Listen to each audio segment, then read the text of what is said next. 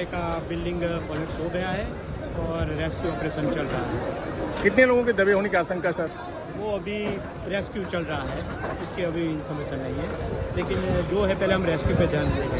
સુરત શહેરના સચિન જીઆઈડીસી વિસ્તારમાં આવેલ પાલી ગામમાં એક 5 માળની બિલ્ડિંગ ધરાશાયી થઈ ચૂકી છે અને અત્યારે આપ તસવીરોમાં જોઈ શકો છો જે પાલી ગામમાં એક 5 માળની જે બિલ્ડિંગ હતી તે અચાનક તૂટી પડી છે અને આમાં જે પરિવારો રહેતા હતા એ પરિવારો અંદર દટાયા હોવાની આશંકા છે અને એટલા માટે જ ફાયર બ્રિગેડના અધિકારીઓ જવાનો જે અંદર પરિવારો દટાયા છે જે અહીં ભાડેથી રહેતા હતા એ લોકોને સુરક્ષિત બહાર કાઢવાનો પ્રયાસ કરવામાં આવી રહ્યો છે। કેટલા લોકો અહીંયા ફસાયા છે, કેટલા લોકો આમાં દબાયા છે એ હજુ સુધી કોઈને કશું ખબર નથી, પણ આશંકા છે કે અહીં જે પરિવારો ભાડેથી રહેતા હતા તે પરિવારો અહીં જે બિલ્ડિંગ જે પડી જવાથી અંદર દટાયા છે, ફસાયા છે।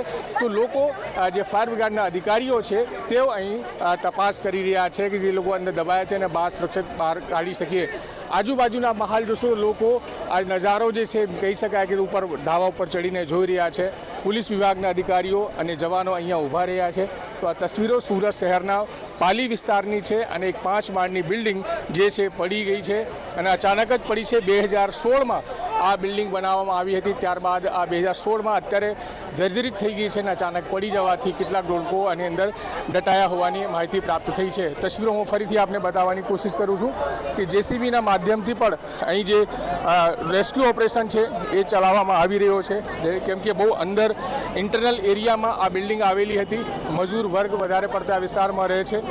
તો આ તસવીરો સુરત શહેરના સચિન જીઆઈડીસી વિસ્તારની છે। સચિન જીઆઈડીસી વિસ્તારમાં જે આ બિલ્ડિંગ છે 5 માળની એ પડી ગઈ છે અને એમાં જે પરિવારો રહેતા હતા તેઓ આ બિલ્ડિંગમાં ફસાઈ ગયા છે। હું તસવીરો આપને દૂરથી પણ બતાવવાની કોશિશ કરી રહ્યો છું।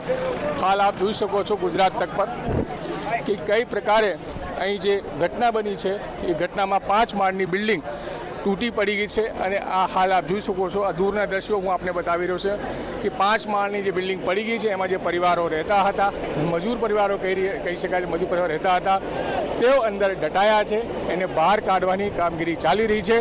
કેટલા લોકો અંદર ફસાયા છે હજુ ચોક્કસ માહિતી કોઈની પાસે નથી। જ્યાં સુધી આ રેસ્ક્યુ ઓપરેશન પૂરું ના થાય ત્યાં સુધી કશું કહી ના શકાય કે કેટલા લોકો અંદર ફસાયા છે। સંજયસિંહ રાઠોડ, ગુજરાત તક, સુરત।